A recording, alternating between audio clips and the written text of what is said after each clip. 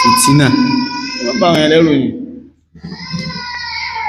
azkuru hadha wa nabda al-fasl inshallah. Ìgbà tí Umar fẹ́ kú radiyallahu anhu inú Umar ṣe Abu Lu'lu al-Majusi tó pa Umar ó ti wá bá Umar days before kí Umar tó kú yashku ila Umar ibn Al-Khattab sayyidahu al-Mughira ibn Shu'ba ẹbẹ̀rù ni Abu Lu'lu al-Majusi ẹrù a tún fi lásán sí ìfèrí Ọlọ́run ó wá ń bí wọ́n rò pé ọ̀gá òun ṣe báyìí sọ́hun tí àwọn ọmọ òdúkò ṣe sùúrù pẹ̀lú àníyàn pé ábọ́gà rẹ̀ sọ̀rọ̀ ó ní wallahi la usmi'anna ó kama qal máa ṣe nǹkankan tó jẹ́ pé yadhkuruhu alu sharq wal maghrib ok yasa'u kulla an-nasi adluka illa ana gbogbo èèyàn ló ń ṣe dáadáa sí gbogbo èèyàn ló máa ń fún lẹ́tọ̀ọ́ wọn àfi mí àbí you will not some aggressive people like that they will not listen ó kàn fẹ́ kó sá support wọn kò bá jẹ́ bàjẹ́ and the next thing is I will take your life the next thing tó wà tí I will take your life mọ̀ tí rí pé àwọn olè lè báyìí ó sì wọ́n pé mọ́ jẹ́ káwọn tí ò níran wọ́n máa wọ̀lú báyọ̀ èyí táwọn yẹn ṣe ń sọ lé ní pé ẹ fẹ́ gba gateman ẹ wà careful ẹ fẹ́ gba kíní kan Umar ti sọ fún wa ti pẹ́ àwọn tí ò níran yìí àwọn yìí bẹ̀rù kí ni ó ṣẹlẹ̀ lọ́la ẹni tó níran nínú la ilaha illallah kí mọ́ bá yà ṣe bí tọ́lá fi sọ pé tánàbí fẹ́ wá kọ́ wa hikma nìyẹn wa yu'allimuhumul kitaba wal hikma bí a fẹ́ gbáyìn àwọn owó ló jẹ́ security ànábì gbogbo àwọn tí wọ́n ní nasab tí wọ́n ṣe trace ní wọ́n jẹ́ security ànábì wọ́n ní nasab èèyàn ńlá làwọn gan lọ́tọ̀ ìwọ́n sọ pé ẹmọ́ orí ẹkàn sáàmúwá náà ni ó kàn sọ èdè kan sí ọ pé wọ́n ni kó ṣàwà lẹ́nu gate kó kàwé ẹ̀mí ẹ̀ ló fi ń ṣe kó kàwà lẹ́nu gate kí ló dé tán fi ní kẹ́ ṣe dáadáa sí lẹ́yìn ìgbà tẹ́wọ́ tó ṣe èèyàn tán because gbogbo ẹni tí ò bá ti ní ọ̀tá ni wọ́n máa ń sọ àwọn tó bá nídìí ọ̀tá ni ó sọ wọ́n di làákàyè ló fi bá gbé tó fi bọ́ọ̀nù wàhálà rẹ̀ ó ní yasa'u kulla insani illa adluka illa ana tí gbogbo èèyàn ló ń ṣe dáadáa sí àfihàn wallahi ó mo sì fọ́lọ́wọ́n bá búra fún ọ máa ṣe nǹkan kan tó jẹ́ pé gbogbo yadhkuruhu alul sharq wal maghrib gbogbo ayé ni ó máa gbọ́ wa Umar ibn Al-Khattab lahu firasatun tamma Umar ní firasa ọmọ tó gbọ́n sọ ilé ìfẹ́ ṣe bàjẹ́ ni gbọ̀kílẹ̀ tí ó rí àti wọ́n rú àmọ́ bẹ̀rù ẹni khalifatul muslimin yóò mọ̀ bẹ̀rù ẹni tó kàn wọ́n náà ni pé wẹ́ alimamu Zuhri rahimahullah wọ́n ní Umar àti Uthman ti gbọ́ lẹ́nu ànábì marat páwọn òkú so it's not a news àmà jaa fi sahih wọ́n jọ gun òkè Jabal Uhud ànábì Muhammad sallallahu alaihi wasallam Abubakar Umar Uthman wa bada aljabalu yartajif òkè bá mi qala alayhi salatu wassalam uthbut Uhud ya Uhud duna innama alayka nabiyyun wa siddiqun wa shahidan tabalu riwaya inna alaykum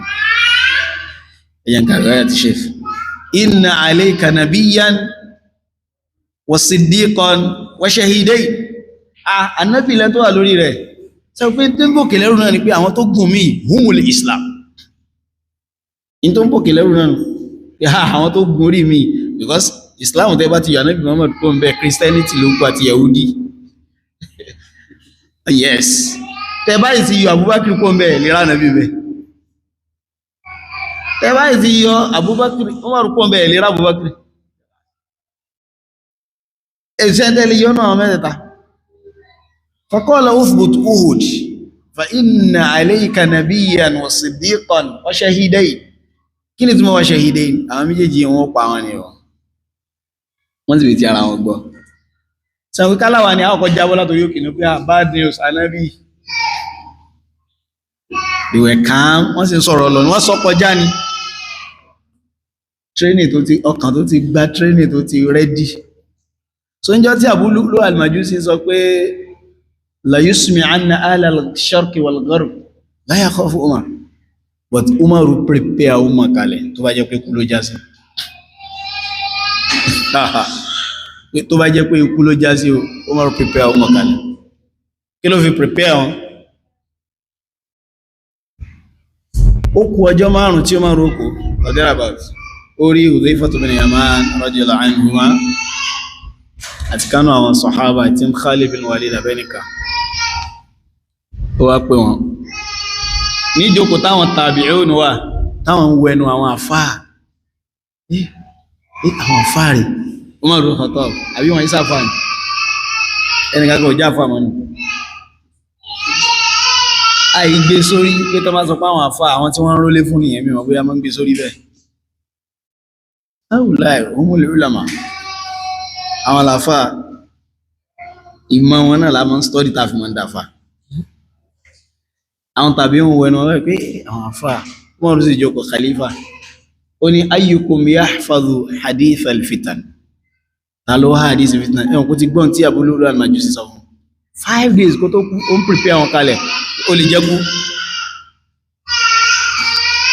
Qala Hudhayfatu falamma askata an-nas lábùkà gbogbo yín ló yẹ kẹ́ ẹ̀ mọ́ náà ẹnìkan kò sọ̀rọ̀ ní falamma askata an-nas yani askatahum bi su'alihi qultu ana qala innaka alayhi lajari wa fi lafdhin falamma sakata an-nas nígbà tí mo rí pé ẹnìkan kò sọ̀rọ̀ níbẹ̀ yẹn lásán hikam wípé wọ́n mọ̀ pé a'lamu an-nasi bi al-fitan man Hudhayfatu ibn Yaman radiyallahu anhuma, a jẹ́ pé kìí tún sáré sọ̀rọ̀ wa in kunta a'lama an-nas faskut, kìí tún sáré sọ̀rọ̀ wọ́n wulẹ̀ mọ̀ kò ní sọ kún sọ pé ma'a dhalika ó ní falamma sakata an-nas aw falamma askata an-nas ó ní pé kò sí mufakhara ń bẹ ní ìdíwà ó yẹ já sọ. Qala qultu ana qala innaka alayhi lajari fama hiya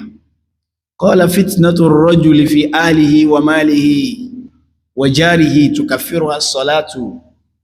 was-salatu was-sadaqatu wal-amru bil was-siyamu aw as-sadaqa la dhilil melu torí mo ní kame ona wa no Bukhari wal-amru bil ma'ruf wan-nahyi 'anil munkar. Ipe fitnatu ar-rajul fi ahlihi wa malihi na'am fi alihi wa malihi wa jarihi, fitina tí yíyan máa ń kàn fi alihi lọ́dọ̀ yàwó ẹ̀ kalimatu ahl táwọn ọmọ náà ti kó sínú ẹ̀ wa malihi àbínú dúkìá èèyàn wa jarihi àbí alábàgbé èèyàn, fitina tó bá sì gbàbẹ̀ yẹn wá fitina ni fitina ò tí tóbi kayfama kana qariban kayfama azum.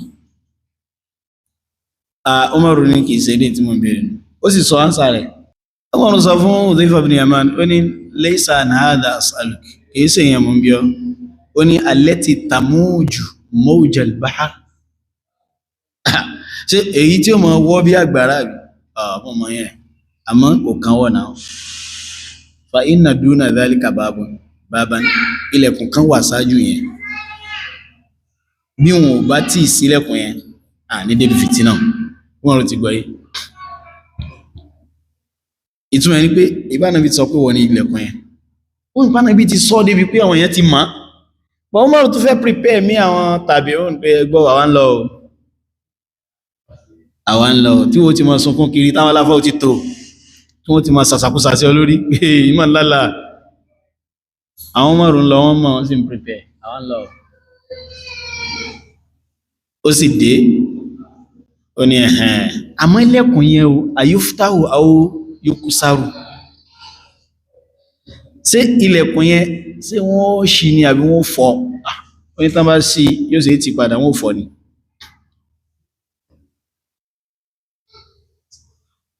Ẹ wo bí àgbàlagbà méjì ṣe ń bára wọn sọ̀rọ̀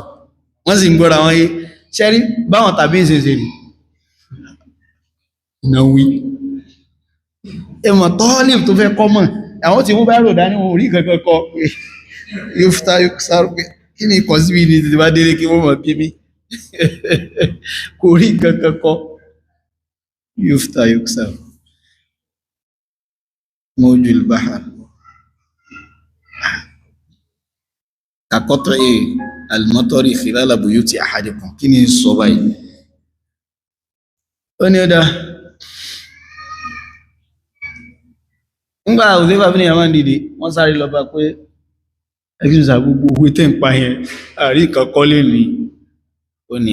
ìtumọ̀ ẹni pé lẹ̀kùn fìtínà kan wà bí wọn ò bá tí ì fọ́ lẹ̀kùn náà fìtínà ò ní wọnú ìjọ tó wáyé sí wọ kò ní tì mọ́ láéláé àtàwá ní ilé ilẹ̀kùn bó ní ó mọ̀rù ní ilẹ̀kùn so náà wá mọ̀ ó mọ̀ ta ni ọmọ pé ó rú ṣáájú ọjọ́ wọn ló tán wọn náà sì lọ àfáàrí àwọn ọmọ kéwúre wọn sọ pé ìfàbú so wọ́n sì parí ẹ̀ síbẹ̀ títí tí àbúlò al-Majusi fi wá èèyàn 13 lórí ìrùn ó wọ́ ìrùn báyìí ìdá tí ọ̀bẹ tí máa ń lójú méjì báyìí ló fi pa ọmọ ń sì gún àwọn yàrá báyìí tó fi dọ́dọ̀ Umar ó sì gún Umar ní àkọ́dí àkàlà lil kalb ajá kan ti gé mi jẹ man qatalani ta ló pa mí fahmalu I think hadith Amr ibn Maimun wọ́n gbé lọ wọ́n gbé Umar ibn Al-Khattab wọnú ilé ó wá ń sọ fún Ibn Abbas pé bá ń wo ibhathu fi an-nas alladhi qatalani bá ń wo ẹni tó pa mí ẹnu gbàdí Ibn Abbas yóò lọ tí ó padà ó ní Gulamu al-Mughira ibn Shu'bah a sì wá sí dáadáa sí dáadáa wá pọ̀ lọ́dọ̀ rẹ̀ gan alhamdulillahi alladhi lam yaj'al al-maytati ala yadi rajulin yad'i al-islam musa dúpẹ́ fọ́lọ́run tí ìṣe mùsùlùmí ló pa mí òun náà mọ̀ pọ̀ ìṣe mùsùlùmí ó wá kọjú sí Abdullah ibn Abbas kí sọ ti rí akthartumul aluj ẹ ti kọ́ àwọn kókó wọlé wa kuntu anhaakuma mo sì sọ fún wa ti al-Abbas ẹ mọ̀ kó àwọn ilé wọlé ó ní ya amiral mu'minin wallahi law shit tó bá fẹ́ nísìn akhrajnahu min al-balad jalo lé wọn jáde ó ní kadhabt ba'da ma takallamu bi alsinatikum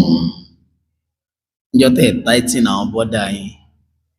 àwọn yẹn ti wọlé láti charge wọ́n ti gba Cameroon wọlé wọ́n sì ń sọ èdè yìí ta'allamu lugatakum ó ní ba'da ma takallamu bi alsinatikum wa sallu qiblatakum wastaqbalu qiblatakum wa tadayyanu bi dinikum bí bá gbọ́ ọkàn sókè pẹ̀lẹ́fẹ́ lé kó lù sí kí ni tọ́ kọkalẹ̀ wọ́n lé àwọn mùsùlùmí kan kúrò nílùú Yaman ní ọdún báyìí so ilé ni ẹ̀rí pé àwọn náà lè máa lé àwọn sí tẹ́fẹ́ dálẹ̀ ni wọ́n ti dà pọ̀pọ̀ mọ́ yín tán so kì í ṣe ọgbọ́n ni kó aláwọ̀ gbogbo yẹn wọ́n kàn súnmọ́ ẹ unnecessarily ẹn tó mọ̀ really ó sàn súnmọ́ nígbà tí ń bá wọ́n sáà sí sàn kírun tí sàn kírun wá láyé ta wáyé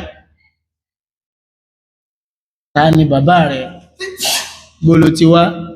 àwọn olùbárìn ta lálẹ́ bí ó nípa rẹ̀ muhimmun jiddan muhimmun jiddan hifdhul haya yóò fi sọ ẹ̀mí èèyàn min maqasid sharia min maqasid sharia ni hifdhun nafs orí ẹ̀sìn wọn yàgò sí ẹ̀tọ́ wọn yìí bá rìn tó wọ́n jẹ́ àmọ́ owó fún ẹfá sí ẹ̀tọ́ wọn yìí bá rìn ayé ti di pé kí wọ́n wà kíáfù ó ti mọ tó tí ó fi mú ọ̀nà ó ti mọ pé tó mọ kò lè pàdé rẹ̀ ní ọtí tẹ́lẹ̀ ọlọ́run kò ṣáà wọ́n yìí sí sábà gbé àwọn ọmọ tí wọ́n kúta ní bèèrè wọn tó bá pèlé tán ní ransom pé 25 million yóò ní oúnjẹ tó 600,000 tẹ́gbẹ́gbẹ́ tó 600,000 ẹ̀jẹ̀ wọn gbẹ́dọ̀ yìí 25 million kódà bẹ́ẹ̀ gba 25,000 ní tó ẹgbẹ́ tó wà lọ́dọ̀ yìí ní ẹ kíkọ̀ ẹ̀ gbẹ̀yìn làwọn kò wò pé a sì yàn gbé o òun gán lè bá wọn sọ pé ẹjọ́ ṣe mo lè mọ̀ tẹ̀lé iṣẹ́ yìí náà lè kọ́ lọ́dọ̀ yìí